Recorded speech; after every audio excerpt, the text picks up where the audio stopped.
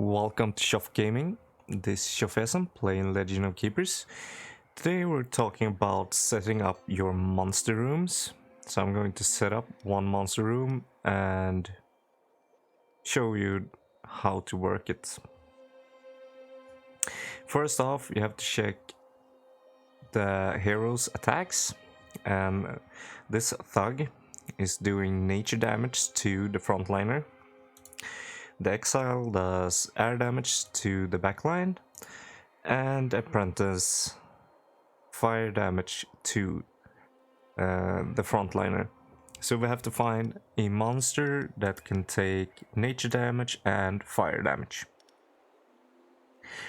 The goblin got decent fire damage, fire resistance, and 0 nature resistance.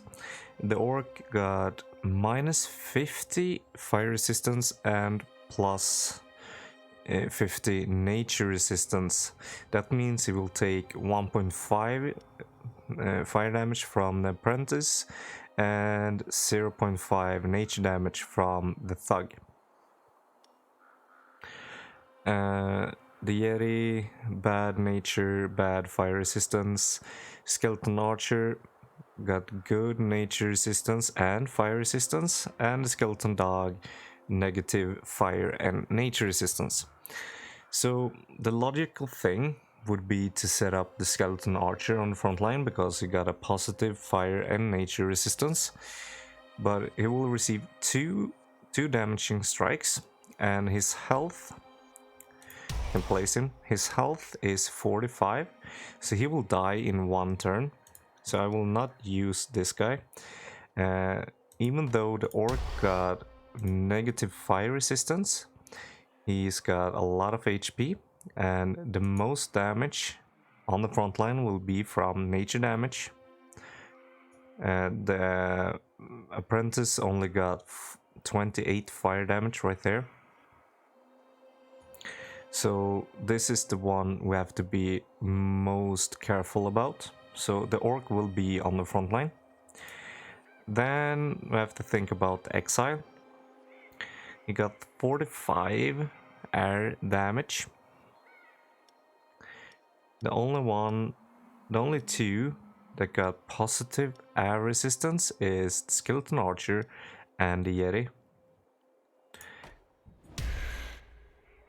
I'm going to place the Yeti on the backline because high health, high resistance, and these guys, they also got semi good ice resistance, and the Yeti does ice damage, so he can sustain a couple of rounds of damage from the heroes and therefore deal more damage than maybe the Skeleton Dog.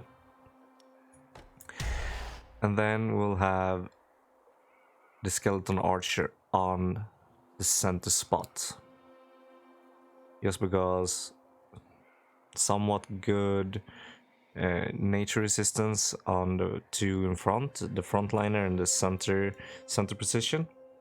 But the backline does have minus 35, and the Skeleton Archer got two different attacks, a lot of nature damage to a single position, the backline, or nature damage to everybody in the group, area of effect damage.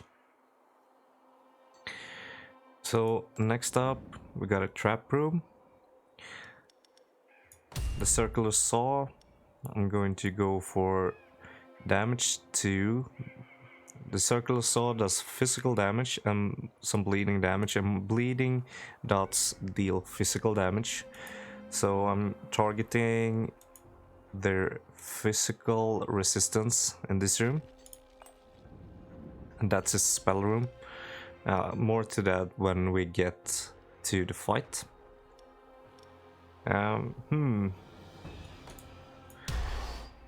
These guys, it's the same, almost the same setup. The orc on the front line to take the brunt damage from this nature damage if they survive this far. Air resistance on the backline with the vampire, and also let's use the ghost high air damage towards the backline, and also high air resistance in case the vampire dies. This trap room, well, let's.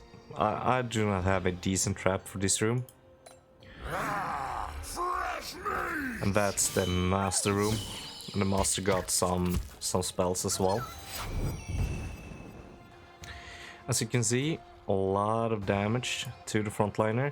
If we used the skeleton archer, he would have died with those 2 hits. Now we can go one more round before our damage dealers takes damage. I'm going for the backline, trying to take out 1 unit at a time.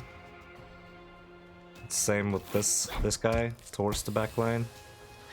Unfortunately, the orc does not have a backline attack, but he can withstand a couple of hits. So we minimize their damage output every turn.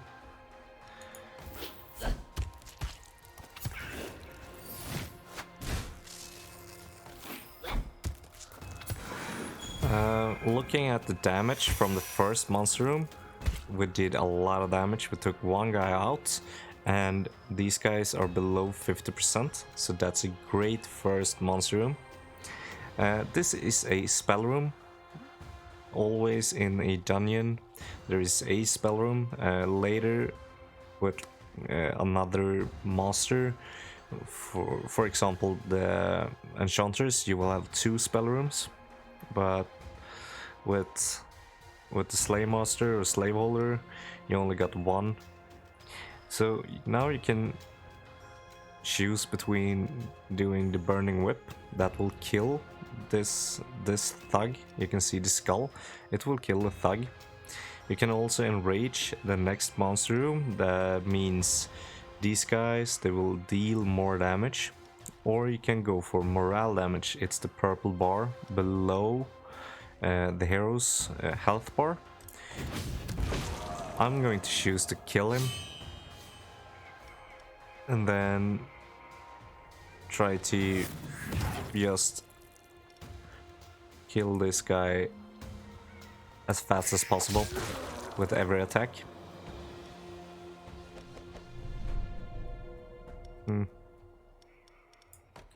Take the skeleton. So that was the setup of a dungeon. What to think about. The resistances is key when setting up a dungeon if you're going for kills, to minimize the damage done to your monsters, because less losses in the dungeon means you keep their motivation high. If these bars goes to 0, your monsters will not be able to participate in the next dungeon because they are getting burned out. So the motivation aspect is key to getting far into the dungeon, to manage your, I'd say it kind of like happiness of your monsters. So thank you for watching. Please hit that like and subscribe button, and I will see you in the next episode of Legend and Keepers tutorial.